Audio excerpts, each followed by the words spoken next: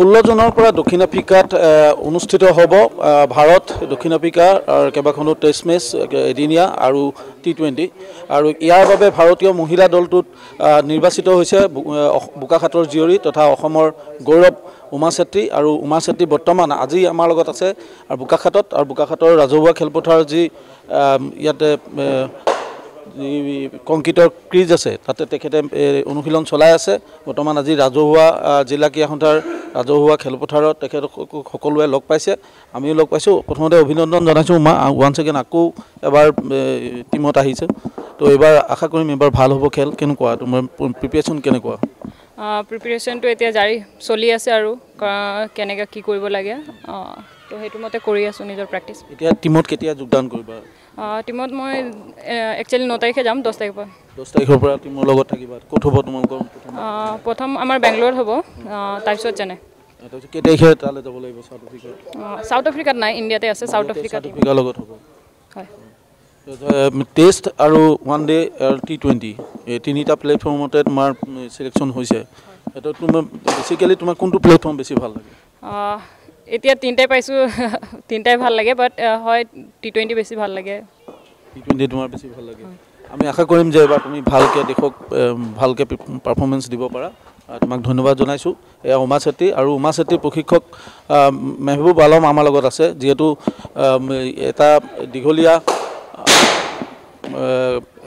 ইয়াত প্ৰেক্টিছ চলি আছে যিহেতু বল পৰিব বুলি ভাবা হৈছে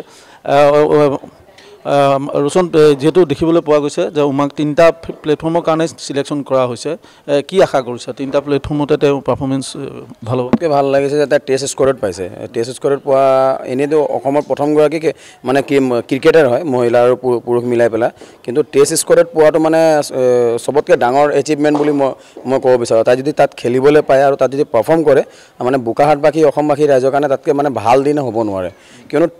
ক্ৰিকেটৰ মূল ফৰ্মেটটো হ'ল ক্ৰিকেট টেষ্টটো সেই টেষ্ট ফৰ্মেটত তাইক যে নামটো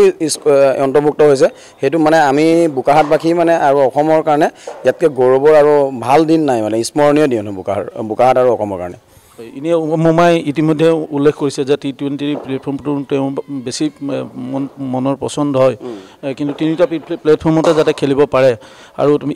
তেখেতৰ এতিয়া বৰ্তমান তেওঁৰ যিটো শাৰীৰিক যিটো তেওঁলোক ফিটনেছ লাগে এইটো কেনেধৰণৰ হৈ আছে তাই এতিয়াতো 20-25 দিনৰ পৰা NCA আছিলে NCA পৰা তাৰপিছত আকৌ স্পেচিয়েল বেটিং কেম্পত মাতিছিলে তাক তালৈ গুচি গৈছিলে তাত অনুশীলনটো আপুনি জানে BCCI আণ্ডাৰত হ'লে গাইডলাইনত কিমান ভালকৈ হেৰি হয় আৰু আমাতকৈ বহুত উন্নত মানৰ কোচ কেইজন থাকে যিকেইজনে ভাল ট্ৰিটমেণ্ট কৰে প্ৰত্যেকটো বস্তুৱে ভিডিঅ' এনালাইচিছ কৰি পেলাই চোৱা হয় আৰু তাই প্ৰত্যেকটো বস্তু ফ'ল' কৰিছে তাৰপৰা এখন চাৰ্ট দি দিছে যে এইটো মতে প্ৰেক্টিছ কৰা 10-5 দিন যিমান দিন আছে যে এইটো মতে প্ৰেক্টিছ কৰা তাই সেইটো গাইডলাইনটো মানিব লাগিব এই আছিল উমা চেত্ৰীৰ ব্যক্তিগত প্ৰশিক্ষক আৰু ইতিমধ্যে জনাইছে উমাই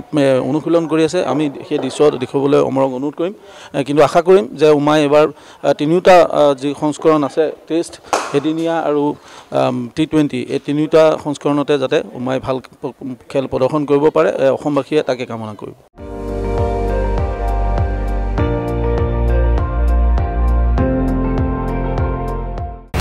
আপুনি চাই আছে ND24 সৰ্বশ্ৰেষ্ঠ নহয় সৰ্বোত্তমৰ দৌৰ